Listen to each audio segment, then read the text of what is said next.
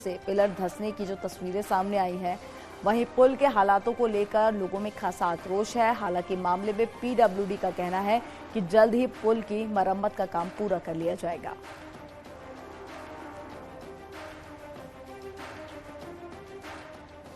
Actual जो treatment होना चाहिए था वो हो नहीं पाया और हमने तो उसी समय कह दिया था। माननीय विधायिका से हम मिले थे यहाँ पे, खंडूड़ी मैडम से, हमने उनको कहा था कि ये ट्रीटमेंट जो है ना ये आगे नहीं चलेगा। बरसात से इस पे काम शुरू लग गया था, लेकिन क्या काम हुआ, कैसे वो कार्य हो रहा है, कार्य की गुणवत्ता आज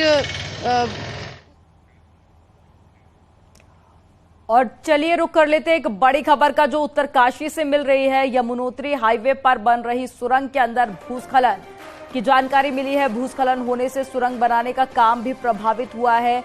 कार्यदायी संस्था भूस्खलन का ट्रीटमेंट करने में जुटी है। तो सिलक्वारा के पास में बन रही सबसे लंबी सुरंग में भूस्खलन की जानकारी मिली है, जिसके बाद में काम को रोक दिया गया है और जो काम जारी था वो भी काफी हद तक प्रभावित हुआ है। हालांकि टीम लगातार कोशिश कर रही है ताकि काम को दोबारा से शुरू किया जा सके और भूस्खलन को रोका जा सके।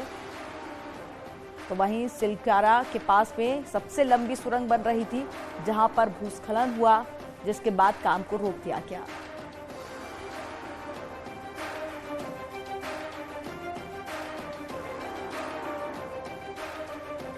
और ज्यादा जानकारी के साथ में बलवीर जुड़ गए हैं फोन लाइन पर।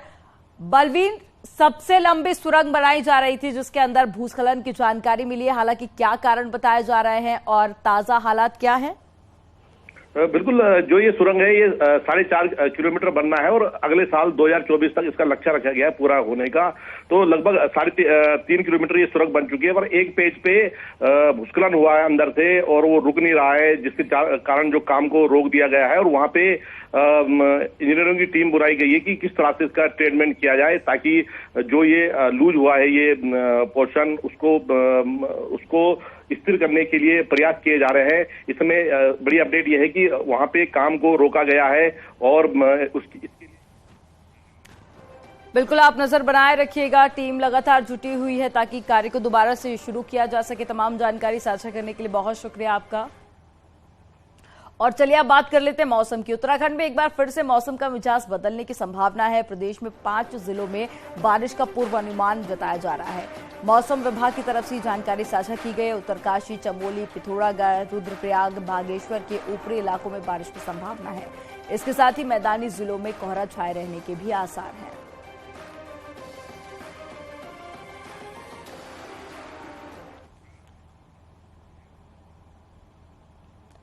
उत्तराखंड के विधानसभा का बजट सत्र मार्च के दूसरे हफ्ते में बुलाया जा सकता है। संसदीय कार्य मंत्री प्रेमचंद अग्रवाल का कहना है कि इन दिनों बजट के लिए जनता से सुझाव लिए जा रहे हैं। हमारा प्रयास है कि होली के बाद मार्च की सेकेंड वीक में बजट सत्र आहूत किया जाए। संसदीय कार्य मंत्री प्रेमचंद का कहना है कि बजट सत्र गैरसैंण में ही आयोजित होगा।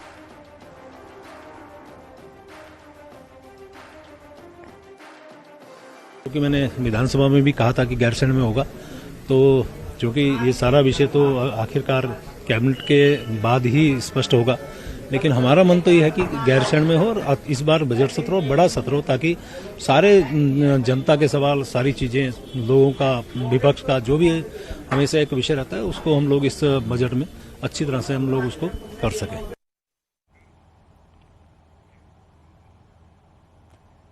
तो रामनगर के सावल्दे में बीमार हाथी का मामले से जुड़ी एक बड़ी खबर आ रही है, जहां आज हाथी को खड़ा करने के लिए एक स्टैंड बनाया जाएगा, जिसके लिए रुड़की से मिलिट्री इंजीनियरिंग सर्विस की एक टीम सावल्दे पहुंच चुकी है, जो आज हाथी को खड़ा करने की कोशिश करेगी। आपको बता दें कि पैरों में इन्फेक्शन के चलते हाथी जमीन पर लेटा हुआ है, जो कि खड़ा नहीं हो पा रहा है।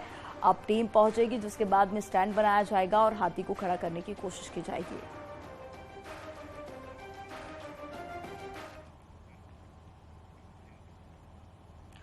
हरिद्वार के रिहायशी क्षेत्रों में जंगली जानवरों की दहशत बनी हुई है। जगजीतपुर क्षेत्र में विद्या मंदिर स्कूल के पास में हाथियों का एक झुंड घुस आया। कॉलोनी में हाथियों के झुंड को देखकर लोग सहम गए और अफरा तफरी का माहौल भी देखा गया। कॉलोनी में हाथियों के झुंड आने की सूचना वन विभाग को दी गई। हालांकि वन कर्मियों के पहुंचने से पहले कॉलोनी निवासियों ने हाथियों को जंगल की ओर खदेड़ दिया।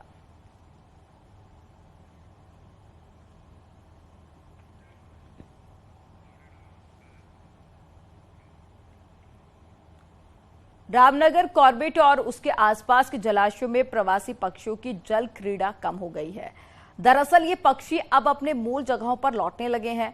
सर्दी की शुरुआत के साथ ही यहाँ के जलाशय इन मेहमान परिंदों से गुलजार होने लगते हैं, जबकि बसंत ऋतु आने के साथ ही ये परिंदे एक एक कर अपने घर की ओर उड़ान भरने लगते हैं, जिनका इंतजार यहाँ के लोग अगली सर्दियों तक करते हैं। रोडी सेल्डक ये उच्च हिमालयी क्षेत्रों से, तिब्बत से, साइबेरिया से वो ये यहाँ पर जैसे रामनगर में कोसी बराज है, आसपास के जो पानी वाले एरिया है, जलीय क्षेत्र हैं, वहाँ पर काफ़ी संख्या में आ जाती है। और ये विंटर पूरा 2 या 3 महीने जो जब ये यहाँ रहती हैं, और जैसे जैसे बसंत ऋतु का आगाज होता है, ये समर का शुरुआत हो जाती है, फिर क्योंकि उच्च हिमालयी क्षेत्रों में तिब्बत में बर्फ जो है पिघलने लग जाती है, फिर ये यहाँ से माइग्रेट, फिर ये वापस अपने वहाँ जाने लग जाती हैं और इनको देखने भी काफ़ी संख्या में। और केंद्र सरकार के मड़ुआ खरीद के योजना को नैनीताल ने भी बल देना शुरू कर दिया है। नैनीताल जिला प्रशासन ने 500 क्विंटल मड़ुआ पहले चरण में खरीदा, जिसको देहरादून भेज दिया गया है। पहले साल की हुई मंडुआ खरीद में किसानों को धान की फसल से 1.5 गुना ज्यादा यानी कि 35 रुपए प्रति किलो पैसा मिलेगा। पहाड़ी मंडुए में पौष्टिक आहार से भरपूर इसे माना जाता है, तो इसमें कैल्शियम, प्रोटीन, आयरन और कार्बोहाइड्रेट के साथ ही इसकी तासीर भी गर्म होती है। यही कारण है कि केंद्र सरकार ने इसे हर थाली में देने की योजना तैयार की है। पहले चरण में 9,600 मीट्रिक टन खरीद होगी। वित्तीय वर्ष का ये मान के चलिए अभी तो मड़ुआ खरीद लगभग समाप्त हो गई, तो इस बार थोड़ा देरी से शुरू हुआ है। तो अगले साल से लगभग अक्टूबर माह के महीने में ये सारे सेंटर्स खुल जाएंगे, ताकि किसान भी आश्वस्त हों कि उनका मड़ुआ, झिंगुरा, चौलाई जो है समय रहते हुए समय से सरकार खरीद रही है। और प्रसिद्ध शक्तिपीठ मां पूर्णागिरि के धाम में 8 मार्च से 3 महीने का मेला लगने जा रहा है, जिसको लेकर प्रशासन ने लगभग सारी तैयारियां अभी से शुरू कर दी हैं। मार्च से जून तक लगने वाले सरकारी मेले में लगभग 30 से 50 लाख श्रद्धालु के आने की उम्मीद है।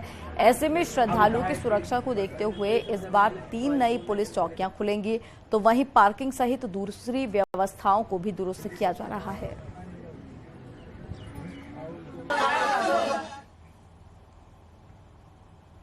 तो इसी के साथ उत्तराखंड की खबरों में फिलहाल इतना ही। खबरों का